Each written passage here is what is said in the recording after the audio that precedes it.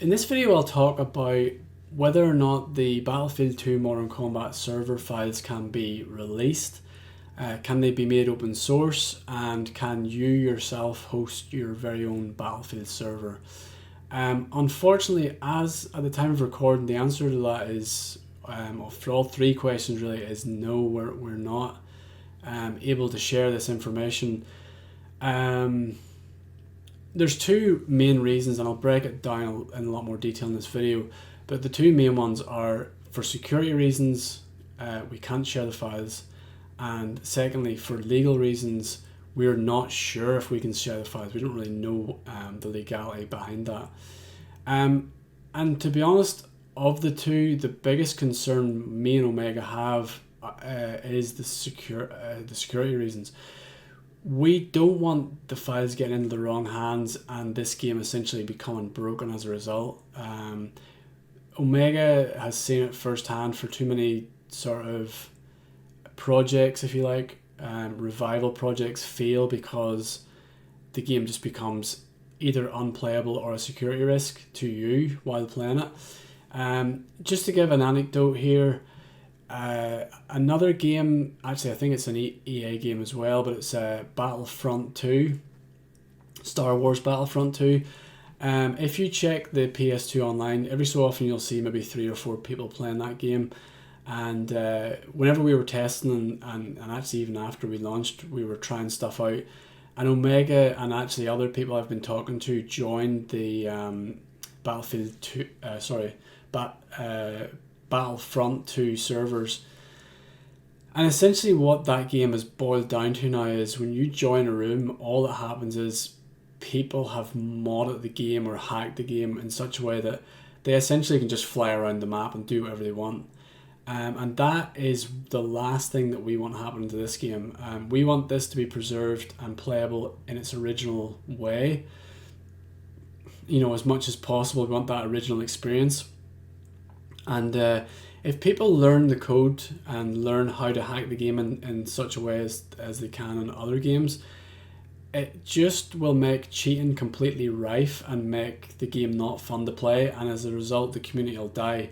Like, there's a reason only 4 people are playing Battlefront 2 right now, and that reason is because you can't have an enjoyable experience, you can't play a fair game. Battlefield 2 Modern Combat, in my opinion, has always been a fairly balanced and fair game to play, and that's what makes it so enjoyable. And if the wrong people are hosting or the wrong people understand how the code work, they might be able to use that and exploit the game and just make it essentially unplayable. But that's not the only thing. I mean, there's also the security implications of some games where when you join the game, it's not just that it's unplayable, but it's that it's actually unsafe for you to do so because people can then essentially hack your PC. So again, that's obviously something we want to avoid. It might seem strange for people watching this to think that someone would want to act maliciously to such an old game. Like, we all have these optimistic views of the world where we think that people are just out to do good and that this is a great game and it's a great community and everyone's happy. But the reality is, with a lot of these things, it only takes 1 or 2 bad apples to just completely destroy this and ruin it for everyone else. And if you think that we're being over paranoid, there have already been attempts to hack the servers.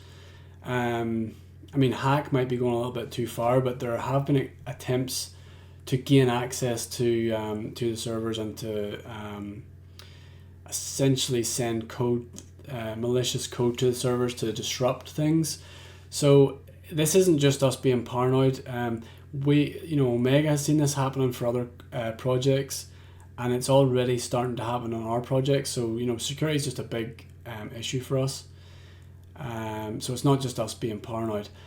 The other thing is the legality thing. We're just really not sure on. I mean, Omega has written his own code, but we just don't. Other projects have been shut down in the past from distributing code or distributing the game files and things like that. So we're just not essentially taking the risk. it's taken us too long to get this game back online for us to essentially put that in jeopardy again. So we're just maybe being overly cautious there, but we just don't want to take that chance. So on a final note then, you may then think, well, this scenario that we're now in, where Omega is the only person in control of the server files and hosting servers, things like that. I should actually start by saying, just put your mind at ease there. Like there isn't really a better person than Omega to have access to this. Like he only has good intentions with this game. But to put people's mind at ease, I guess, because I mean, even with the best intentions, let's say tomorrow the servers go down and Omega's nowhere to be found, we can't contact them. Does that mean we're back to square one, just as it was whenever EA were in control? Some slight peace of mind you might get from that is that Omega also sent me the current server files, so and he even showed me how to host a server if I ever needed to. And and whenever we were testing, I was hosting servers, so I have that ability if need be, and Omega servers for some reason vanish. Tomorrow I can throw up a server and it's playable. During testing and after the announcement, I actually did host a couple of rooms myself, and people actually joined because people were looking for servers to join.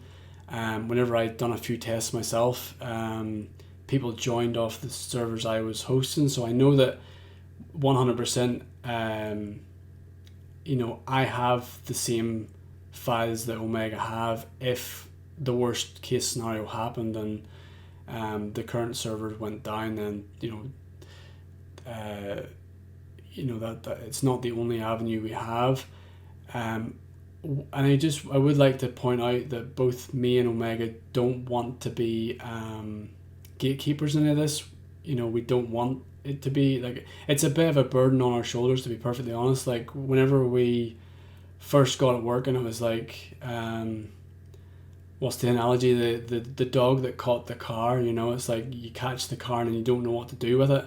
That's kind of what happened. Like we got it running, and then all of a sudden it was like, oh wait, we didn't really think about, now that we have it running, how do we manage this, how do we handle this?